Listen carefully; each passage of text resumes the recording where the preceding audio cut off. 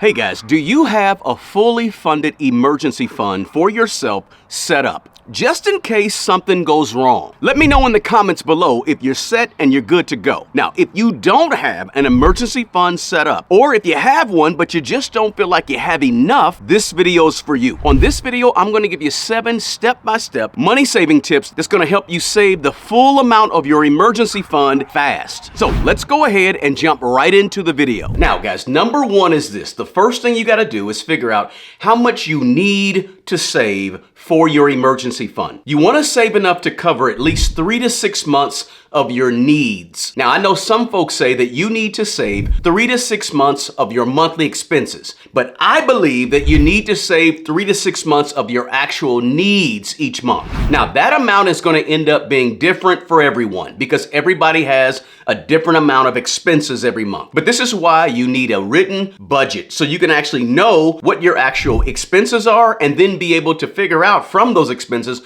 what are needs and what are wants. And then once you figure out which ones are the needs that you have to have every single month, you simply multiply that number by 3 to 6 months. If you have a super duper reliable income, right? You're a teacher or you work for the federal government or state government, then you only need to have probably 3 to 4 months of your needs saved up in your emergencies. Now, if you have a very volatile type of situation in terms of your job, right? Your income sort of fluctuates on a month-to-month basis, or you have a job that you're just not sure about how long you're going to be there. It's sort of unstable, right? Then you may need 6 months of your needs or more. Look, guys, stuff happens. And so having an emergency fund is going to save you in times of need. Look, you sleep better at night. You have more peace of mind. You have less stress when you have an emergency fund. The last thing you want to do is be in a tight squeeze and have to go down to the local payday loan place somewhere in town, right? You don't want that. So you got to put this emergency fund first. And I get it, guys. For a lot of people, creating an emergency fund is challenging, especially one that has plenty of money in it that's going to cover all of your needs for more than 3 or 4 or 5 months or more. It's tough, but it's doable. So number 1 is just simply to figure out how much you need to save total. Now, to finish out number 1, after you figure out how much you need to put a time frame on it. You need to say, hey, is it going to be 6 months? Is it going to be 1 year? Is it going to be 2 years? Now, that's your goal. How much and how long it's going to take you to get there. That's a specific goal. You need to make sure you write that goal down somewhere. Now, let's go to the second step that's going to help you save your emergency fund fast. In number 2, you're going to have to figure out how much you're going to need to save each month or every 2 weeks or every paycheck. How much are you going to have to pull from that money to put towards your savings and ultimately reach your savings goal? Right? So if in number 1, you came up with the figure of $12,000 is what you're going to need, and you said, I'm going to need it in 6 months. Well, guys, that means you're going to have to save $2,000 a month or $1,000 every 2 weeks to reach that goal. Now, in step number 2, you've got to break this thing down into figuring out what you need to do or what you need to save to reach that goal that you set for yourself in number 1. Now notice, guys, number 1 and 2, we're trying to get organized. We're trying to establish a goal and we're trying to establish action steps to reach that goal. That's what number 1 and number 2 are all about. Guys, if you get value from this video, please smash the like button below. And please consider subscribing to this channel if you're not already a subscriber. And also, don't forget to share this video with your friends and your family. Now, let's go to number 3. The third step you'll need to do in order to save your emergency fund fast is take the amount that you figured in number 2 that you're going to have to save every 2 weeks or once a month. Take that monthly or bi-weekly amount and put it at the top of your budget. Put it above all the other stuff. Prioritize it so it's high on your budget. It's high on your list of things that you have to pay to yourself every single month. Again, we're prioritizing this amount so we can make sure that we reach the goal and reach the goal fast. If you don't prioritize it and put it at the top of your budget every single month, guess what? It probably won't get done. See, I don't want you to save your money as an afterthought after you do everything else that you want to do. I want you to save your money first, right up there with rent, right up there with utilities, right up there with your giving, right up there with your food, is the regular amount that you're putting towards your emergency fund to save it up fast. Now, that takes me to step number 4. You have to figure out where you're going to put your money. Where are you going to actually place your money while you're saving the money up? And then once you figure out where you're going to put it, then you have to go ahead and automate it. So it comes out of your checking or savings account every so often and goes directly into your emergency fund. Now, guys, you're not looking to grow this money in your emergency fund. You're not looking to make a whole bunch of interest, right? It's not an investment. It's just an emergency fund for just in case. Now, you could always choose a high yield savings account, and that's cool, right? HYSAs are good and they're cool to help you grow the money a little bit faster because of the higher interest rates that high yield savings accounts often pay. Now, if you plan to open a high yield savings account, you'll typically open that online at an online bank because online banks are the ones that can offer these higher interest rates to its customers, right? Online banks, they don't have to deal with the brick and mortar stores. They don't have to pay payroll for workers to work in the stores, right? None of that stuff exists. So what online banks can do is they can offer you a higher return on your savings accounts. They don't have the overhead and all those traditional expenses of a brick and mortar store. But you want to remember something about a high yield savings account. That is the interest rates that they advertise to you, those APY rates, those are variable rates. They can go up and they can go down. If we're in an environment where the Federal Reserve is going to be lowering their interest rates, their federal funds rate, then that's going to have an effect on the amount of interest you're going to see in your high yield savings account. So just keep in mind, those rates are variable and they can fluctuate. They can go way up, right? 3, 4, 5% interest for you in your savings account, or they can go way down too. Just be ready for that and make sure you understand that if you're opening up a high yield savings account to hold your money. Do your research. Read the fine print whenever you're thinking about a high yield savings account. High yield savings accounts are great, but there are pros and cons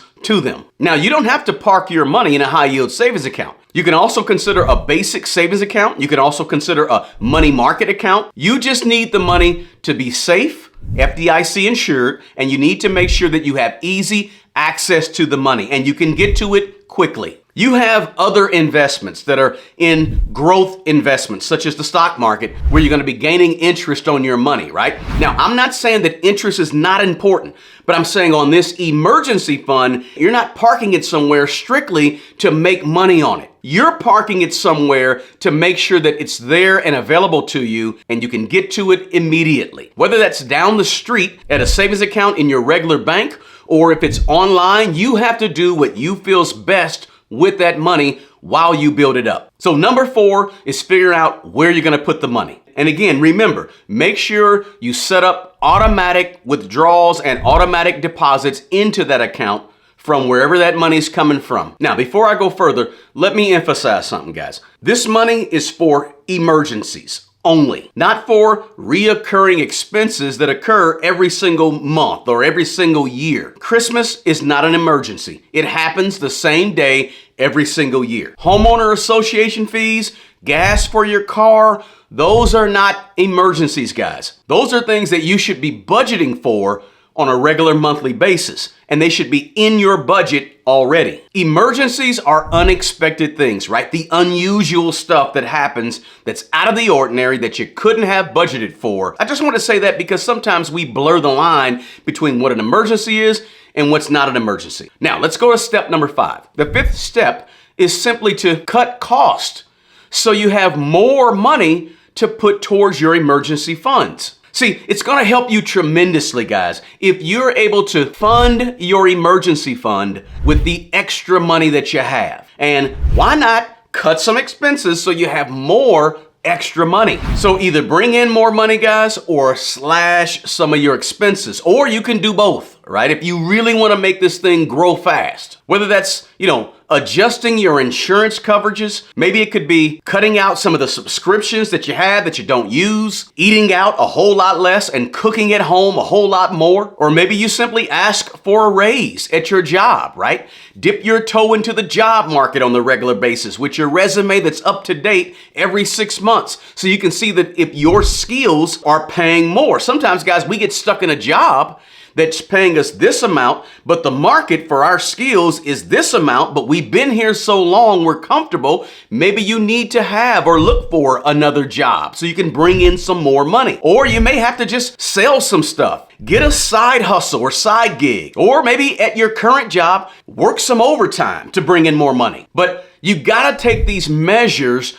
to try and make more money or try to cut some expenses. That's gonna help you increase the rate at which you can save, which makes this thing go a whole lot faster. Now, speaking of saving more money fast and slashing some expenses, let's go to number 6. Now, number 6 is an even more dramatic cut of your expenses. On number 6, guys, I suggest that you minimize your housing expenses. Now, this is a little more dramatic, but if you want to save money fast, sometimes you got to do things that are drastic. So you may consider reducing your housing cost by a lot. Housing, rent, mortgages, that's where most people spend a large percentage of their money. If you're somehow able to cut that down, guys, you can find a lot more money to put towards your emergency fund. 2 things happen when you change your housing expenses and you dramatically cut it. The first thing is this. Now you need a lot less money for your emergency fund, right? Because now you don't need $1,500 for rent.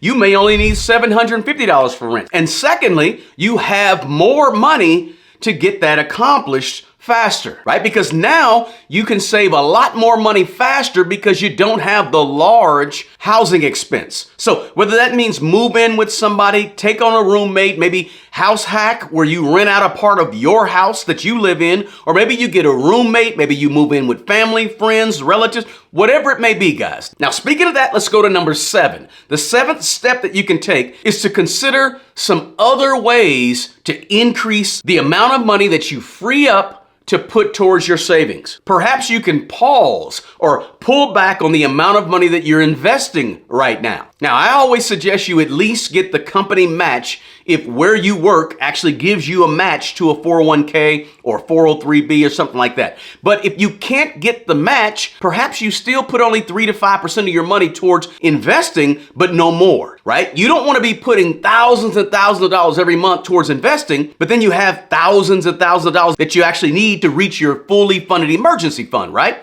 So you may have to sacrifice that to get the emergency fund funded faster. Or maybe you want to pause or slow down paying off any debt that you have. Now, for some folks, they want to put debt here, savings fund here, right? Fully funded savings fund. But that's totally up to you. Perhaps you can switch that and put your savings first and paying off your debt after you fully fund your emergency fund. Or you can say, hey, I only want to partially fund an emergency fund, maybe $2,000, $3,000 to get me going, but then I want to pick up everything else and then slowly pay towards a fully funded emergency fund shortly thereafter, right? Totally up to you, but sometimes you may have to take some additional measures that are a little more drastic to get to where you want in terms of reaching your emergency fund goal. Hey, some of you may already have $10,000 or $20,000 laying around in another account that may be earmarked for something else, and that's cool too. But perhaps you pull that money to use to fully fund your emergency fund fast, right? Hey guys, everyone's situation is different. Personal finance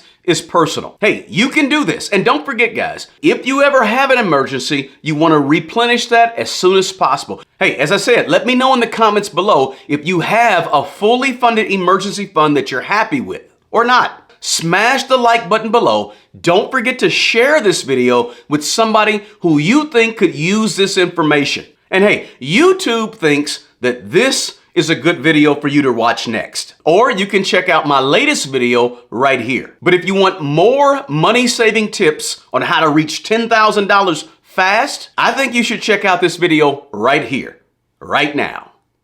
Peace.